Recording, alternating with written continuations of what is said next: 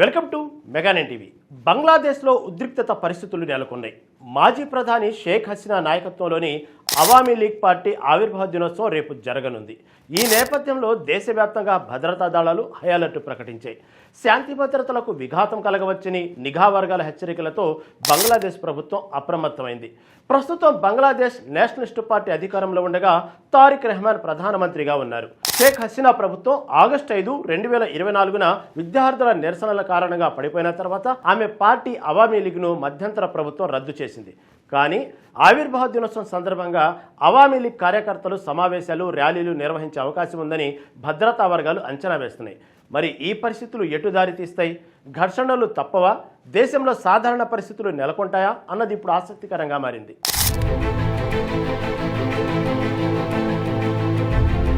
బంగ్లాదేశ్లో అవామీ లీగ్ ఆవిర్భావ దినోత్సవం జూన్ 23న జరుగుతుంది. అయితే ఈ వేడుకకు ముందే దేశంలో ఉద్రిక్తతలు మొదలయ్యాయి. బంగ్లాదేశ్ హోంమంత్రి సలాహుద్దీన్ అహ్మద్ కీలక ప్రకటన చేశారు. 23న దేశంలో అలజడి సృష్టించేందుకు ప్రయత్నాలు జరుగుతున్నాయని నిఘా సంస్థలు హెచ్చరించాయని ఆయన తెలిపారు. దీంతో అన్ని భద్రతా సంస్థలను అప్రమత్తం చేసినట్లు హోంమంత్రి స్పష్టం చేశారు. బంగ్లాదేశ్ వ్యాప్తంగా పోలీసులు గట్టి బందోబస్తు ఏర్పాటు చేశారు. కీలక ప్రాంతాల్లో బలగాలను మోహరించారు.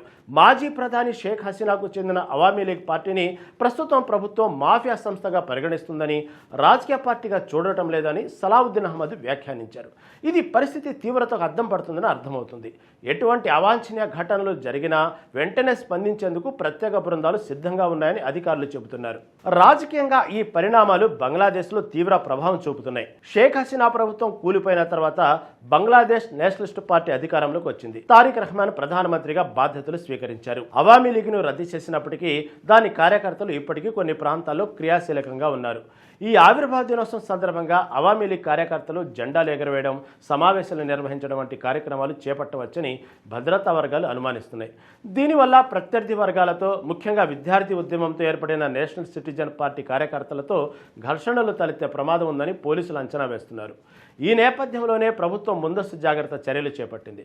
ప్రస్తుతం ఎలాంటి ముప్పు లేదని చెబుతున్నా ముందు జాగ్రత్తగా భద్రతను కట్టుదిట్టం చేసింది.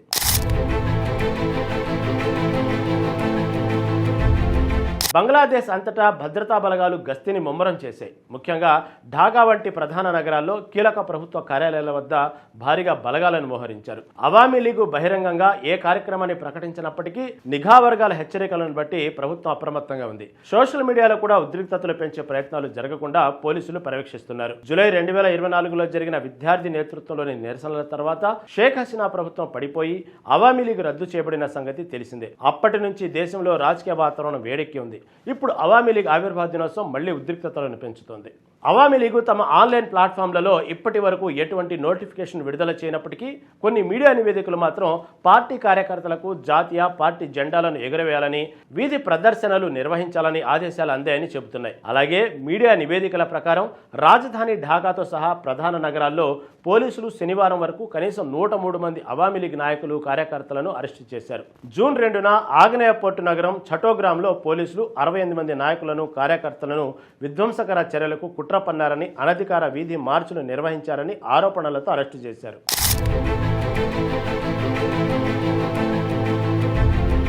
అవామీ లీగు బంగ్లాదేశ్లోని పురాతన రాజకీయ పార్టీ. ఇది 1949లో స్థాపించబడింది. 1971లో పాకిస్తాన్పై జరిగిన విముక్తి యుద్ధానికి నాయకత్వం వహించింది. కానీ ఇప్పుడు పరిస్థితి పూర్తిగా మారిపోయింది. తాత్కాలిక ప్రభుత్వం ఫిబ్రవరిలో జరిగిన ఎన్నికలలో అవామీ లీగ్ను పాల్గొనకుండా నిషేధించింది. ఈ ఎన్నికల్లో బంగ్లాదేశ్ నేషనలిస్టు పార్టీ అధికారంలోకి వచ్చింది. తారిక్ రెహమాన్ బంగ్లాదేశ్ ప్రధానమంత్రిగా ప్రమాణ స్వీకారం చేశారు. ప్రస్తుతం బంగ్లాదేశ్లో నెలకొన్న ఈ రాజకీయ అనిశ్చితి అవామీ లీగ్ వ్యవస్థాపక దినోత్సవం సందర్భంగా మరింత ఉద్రిక్తంగా మారే అవకాశం ఉందని ప్రభుత్వం ఆందోళన చెందుతుంది.